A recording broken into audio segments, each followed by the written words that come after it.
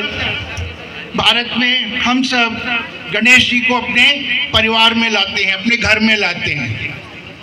अब आप देखेंगे तो गणेश जी ऐसे देवता हैं जिनका सामूहिक परिवार है, जिसे हम कहते हैं जॉइंट फैमिली। माता पिता शिव पार्वती, पत्नियां रिद्धि सिद्धि, पुत्र योग और क्षेम, एक पुत्री माता संतोषी। और आप इस परिवार से, परिवार के प्रत्येक सदस्य से हम कुछ न कुछ सीखते हैं। सबसे पहली सीख, गणेश जी कहाँ रहते हैं? जहाँ परिवार एक रहता है। हम सब अपने परिवार में, अगर इंसान अकेला होता है, व्यक्ति अकेला होता है, तो वो जितने लाइफ में चैलेंजेस आते हैं उनसे हम घबरा जाएंगे। लेकिन जब हमारा परिवार साथ होता है, हमारे सगे संबंधी साथ होते हैं, तो हम किसी भी चुनौती का सामना कर सकते हैं। तो याद रखिए, गणेश जी उस परिवार में, उस घर में विराजमान होते हैं जिस परिवार में एकता होती है। अब हम आए गणेश जी की दो पत्नियों रिद्धि सिद्धि पर। रिद्धि यानी संपन्नता और सिद्धि यानी सफलता। हम हमेशा कहते हैं ना, wishing you success and prosperity. Prosperity कहाँ होगी? जहाँ सक्सेस होगी। अगर हमें सफलता चाहिए, अगर हमें संपन्नता चाहिए, तो हमें सफल होना पड़ेगा। और सफल कैसे होना पड़ेगा? ईमानदारी से और मेहनत से काम करके।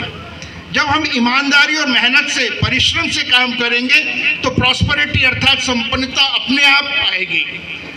सफलता और संपन्नता, they are supplementary to each other. Riddhi Siddhi दोनों बहनें हैं, दोनों ने एक साथ ही गणपति जी को अपना पति चुना था और दोनों एक दूसरे के बिना नहीं रह सकती। उसी प्रकार सफलता और संपन्नता, अगर आपको खुशी चाहिए, प्रॉस्पेरिटी चाहिए, हैप्पीनेस चाहिए, तो उसके लिए सक्सेस जरूरी है। उनके दो पुत्र योग और क्षेम। योग यानी लाभ, क्षेम यानी शुभ। जहां लाभ होगा, अब लाभ क्या है? लाभ का अर्थात हम मेहनत से कुछ कमाएं, मेहनत से, ईमानदारी से। और शुभ क्या हमारे लिए उस समय? कि उस धन में से जो हम कमा रहे हैं, जो अर्जन कर रहे हैं, उसमें से थोड़ा सा बचाएं। आपने देखा होगा, जब कुछ साल, अभी 2-3 वर्ष पहले कोरोना आया, तो दो प्रकार के लोग ठीक थे। कौन? जो मेहनत से काम कर रहे थे और जिन्होंने अपनी आय में से थोड़ी बचत की थी।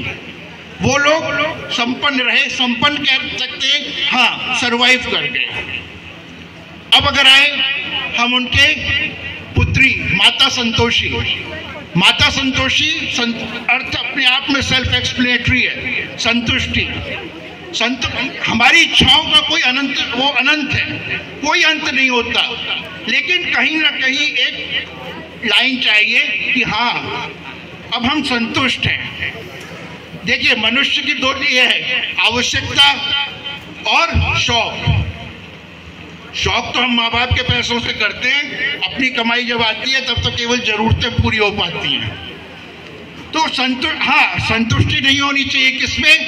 कभी भी अगर कोई ज्ञान की बात करे, कभी ये मत सोचना कि हाँ, हमने पूरा ज्ञान प्राप्त कर लिया है, अब हम संतुष्ट हैं। नहीं, ज्ञान प्राप्त करने की कोई सीमा नहीं है, लेकिन धन, वैभव, यश, इसकी सीमा है। तो एक मनुष्य जब तक संतुष्ट नहीं होगा, साईं इतना दीजिए जामे कुटुंब समाए, मैं भी भूखा ना रहूं, साधु न भूखा जाए। अगर परिवार में एक भी सदस्य असंतुष्ट होगा तो क्या होगा? कलह होगा। और जहां कलह होगा वहां गणपति कभी विराजमान नहीं होंगे। कलह क्यों होता है?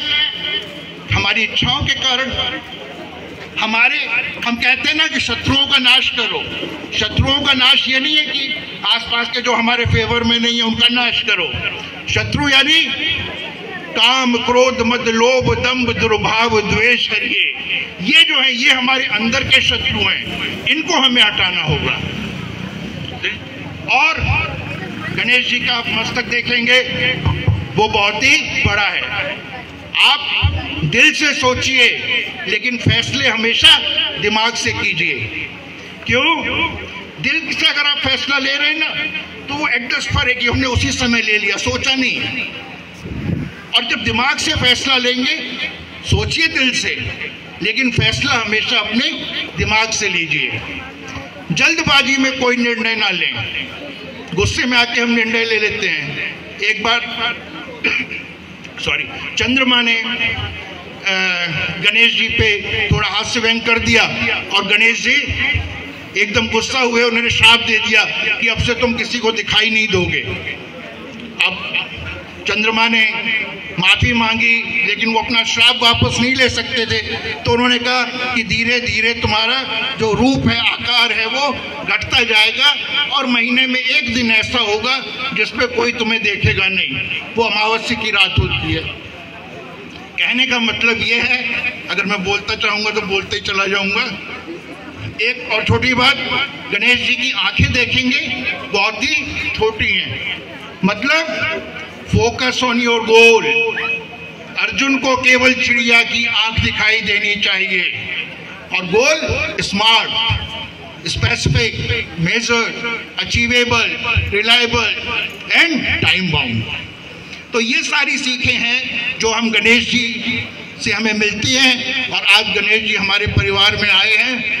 हम सब जो भी है, हमारा जो आचरण है वो ऐसा हो कि केवल उनको बिठाने के लिए, केवल उन्हें विराजमान करने के लिए नहीं, बल्कि हम दिल से उससे उन सब चीज़ों को अपने आचरण में लाएं। धन्यवाद।